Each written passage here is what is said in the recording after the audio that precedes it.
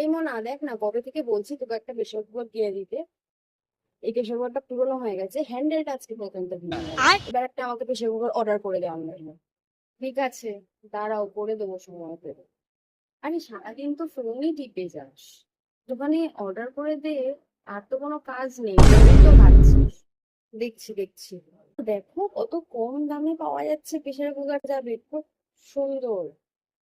5 লিটারের কমেতেই পাওয়া যাচ্ছে। ও মা, দেখি কি সুন্দর।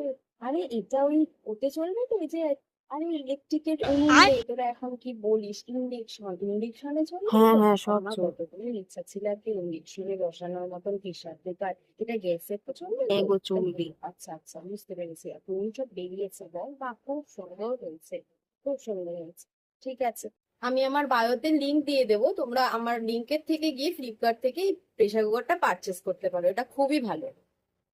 থ্যাংকস ফর ওয়াচিং আমার ভিডিওটা।